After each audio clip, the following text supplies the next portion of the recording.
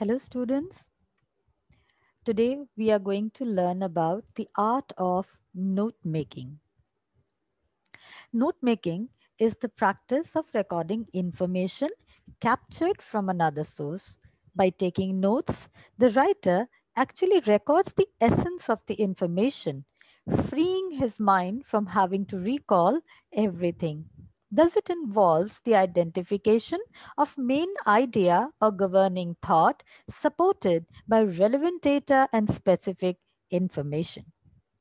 So, note making is a skill necessary to develop in order to be able to gather relevant information from the text and write it down in a well organized and concise manner.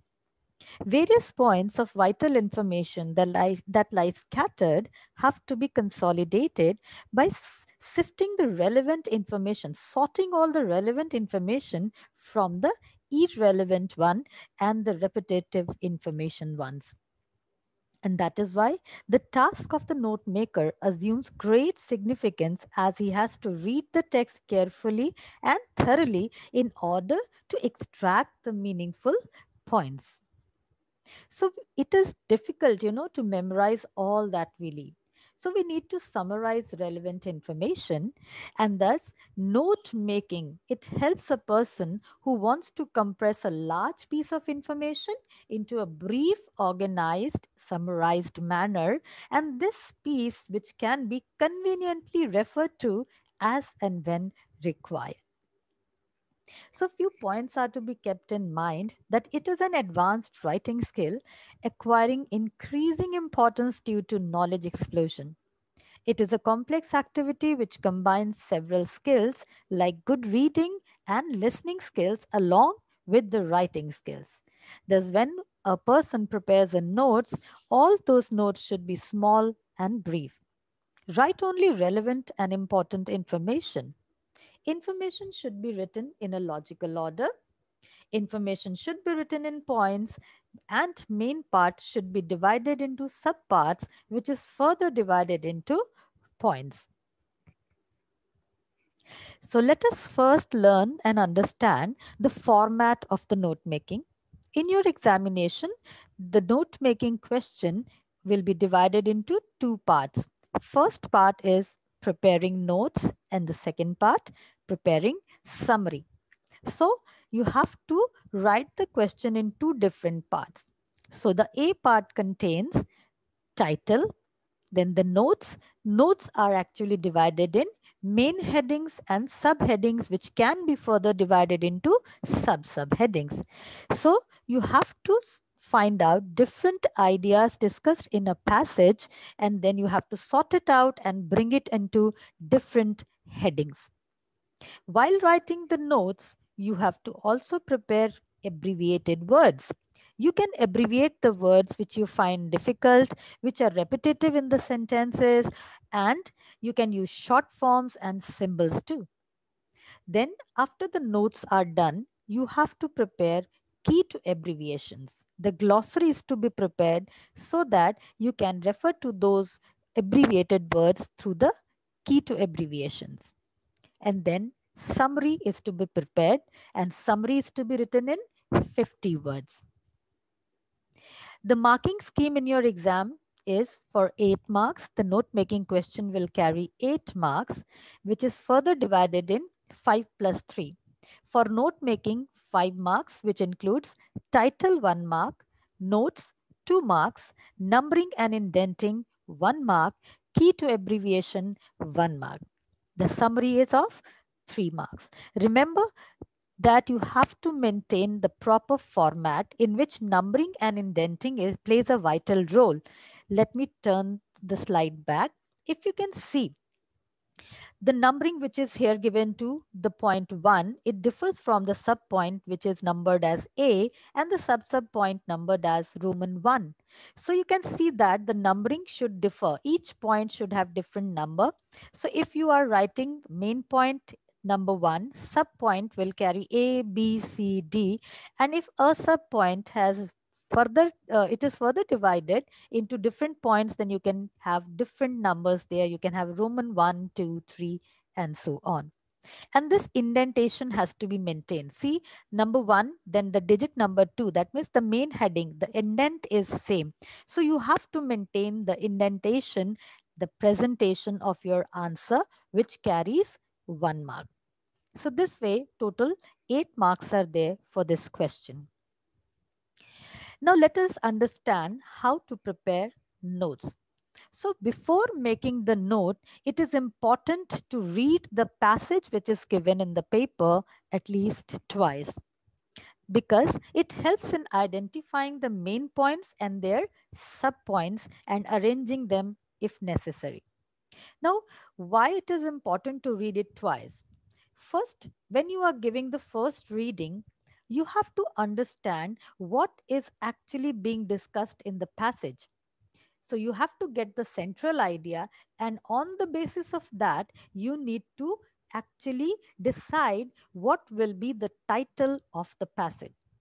So when the first reading is done, you can understand the title of the passage, but never be in a hurry of writing the title just by reading the first paragraph of the passage. Take full reading and then decide what can be the suitable title to the passage. And accordingly, it is to be written in your answer sheet. And when you are writing the title, keep this in mind that the title is to be written in block letters. That means all the alphabets are to be written in capital letters. So once you are done with the first reading and you have understood the title, so what you have to do is the next step is to find out the main point and the sub points. So for that, you need to read the passage very carefully. When the second time you are giving a reading to the passage, read it very carefully. Try to understand and find different points discussed in the passage. One thing is to be kept in mind when you are giving the second reading, that you will not include any examples given in the passage. If any additional statistical data is given to, as for an example, to justify a point, those examples are not to be included. If any statement is given, if any speech of any person is included, that is not to be included in the notes. You don't have to include any story also while writing the notes. So you have to be very careful when you are reading the passage. So before going for the main points, deciding what should be the main heading, try to find what are the different ideas discussed in the passage. So you can go for deciding the sub points first. So when you get different points discussed in the passage, try to bring them into one heading. And when you bring those ideas into one heading, that becomes your main heading. You will understand it in a better way when we will be discussing one example later. So for that, what you can do is you can tick some of important points that you find throughout the passage.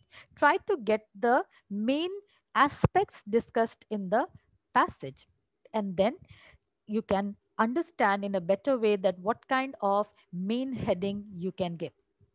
Take for an example, suppose you get a passage on benefits of cycling.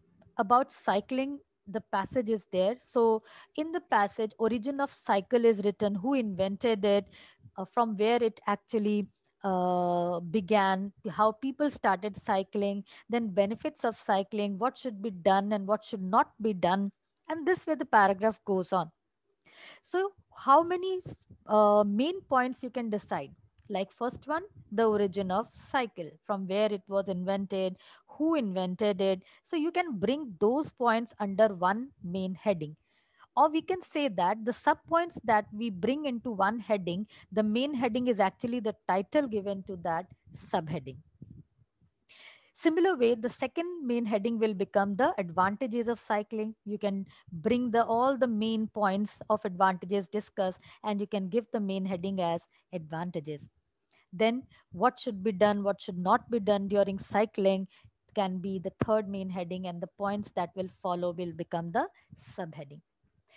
Remember, students, when you are doing this note making, keep this in mind that you don't have to write very long sentences.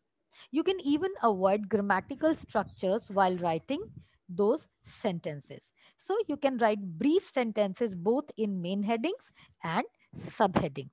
So this way you need to find out the sub points and the main points. So when you are done, you have taken two reading, you can go for thrice also. You can take the reading thrice also. You have to write the title, then you have to prepare your notes. You have to maintain the indentation of the main heading and the subheadings. You have to maintain the numbering of the main headings and subheadings also. So from the main heading to subheading, the numbering should be spaced a little to the right. So you have to maintain that indentation. Do not write your notes in complete sentences. Use words, brief words, clear phrases, and which may or may not be grammatically correct, but it will still give out a meaning. And use abbreviations and symbols wherever you find necessary. Don't go for making too many abbreviated words.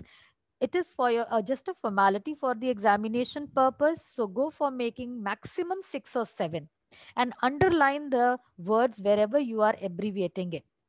It is important because you'll be able to locate it when you are preparing the key to the abbreviation. Some tips, let us again revise that how you can prepare the notes effectively. Never use diagrams in note making. There are various ways of preparing notes. So one way is preparing diagram, but this is not in your syllabus. So don't go for preparing any kind of diagrams while preparing notes. Avoid writing unnecessary facts. That is, avoid using examples, any story, any statistical data given as example. Those will not be included. But remember, if those examples become the main basic point of the passage, then you can include those examples also. Never begin with the verb. This is suggested in many books, but you can always begin with the verb. There is no harm. But what you have to do is you have to avoid using grammatical structure because you have to write brief sentences. No need of adding long sentences in the subheadings or in the main headings. Don't repeat any information. Repetition of information will not help you in any way. And even don't use confusing abbreviation. Suppose you are abbreviating a word development. If you just write DET, this will not make the person, the reader, clear what the word is. So you have to abbreviate in such a way like DEVPT.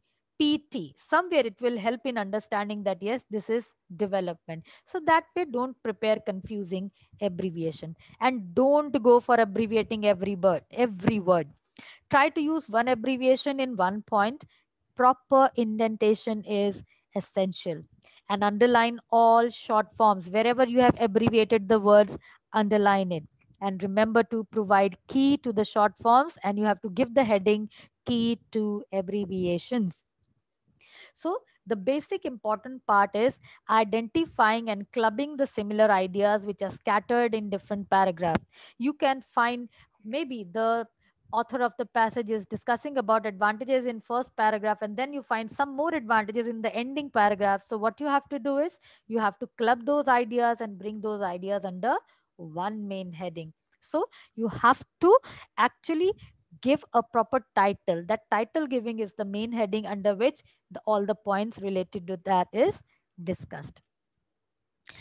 Let's read one example which will help you in understanding the note making passage. Anything printed and bound in book size can be called a book, but the quality or mind distinguishes the value of it. What is a book? This is how Anatole France describes it: a series of little printed signs, essentially only that.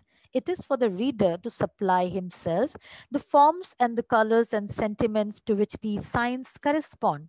It will depend on him whether the book be dull or brilliant, hot with passion, cold as ice, or if you prefer to put it otherwise, each word in a book is a magic finger that sets a fiber out of brain vibrating like a harp string, and so evokes a note from the sounding board of our soul.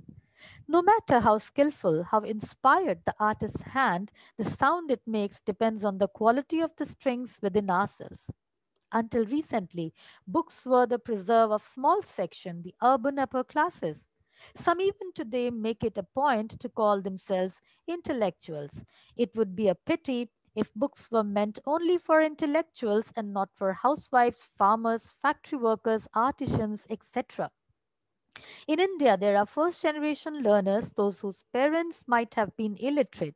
This poses special challenges to our authors and to those who are entrusted with the task of disseminating knowledge. We need much more research in the use of language and the development of techniques by which knowledge can be transferred to these people without transmission loss. Publishers should initiate to persuade people that a good book makes a beautiful present and that reading a good book can be the most relaxing as well as absorbing of pastimes.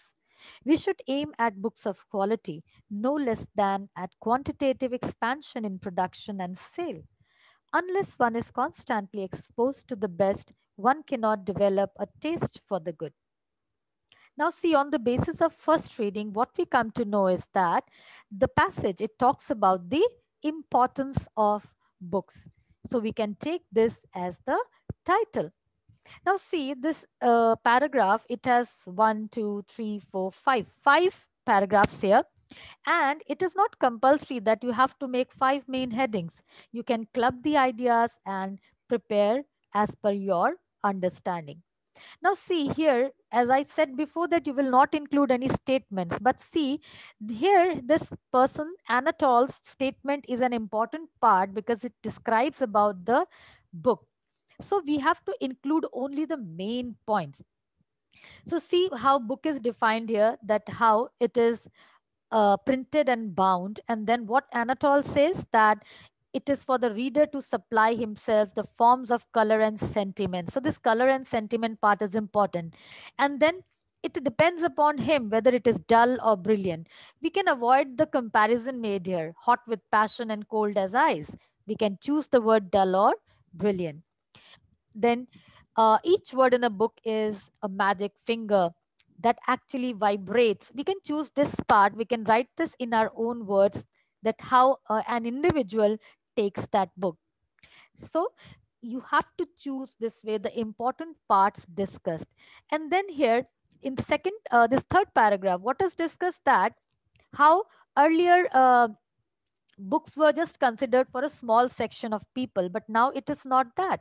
Books are for everyone. It is not only for the intellectuals, but it is also for the housewife, farmers, factory workers, etc. And then here the passage is discussing about uh, the first generation learners, how it is important to disseminate knowledge, distribute knowledge, and in the last passage, the role of publishers. So accordingly, we need to write our points. So let's take a look at this part. So this is the answer. First, we have to write the title. So here it is importance of books or value of books. Now see the first point, first heading is value of books according to Anatole France. This is the main heading. Then ये देखिए इसकी numbering है Roman 1, यहाँ पर digits लिया है 1, not merely printed signs. Number 2, reader gives. Now see, this is the subheading, colors, forms, sentiment, and sentiments को further decide किया. It can be dull or brilliant, hot or cold, and it touches soul.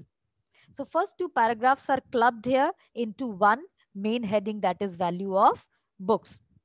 Then here comes the third paragraph. Books meant for different sections, intellectuals, housewives, farmers, factory workers. Third, books for first generation learners, the challenges which is there for the authors, teachers, and publishers. And the last one discusses the publisher's role. So this way you need to prepare the notes and see the answer formation. Only brief sentences are there. Very briefly the sentences are written. Grammatical structures are also avoided.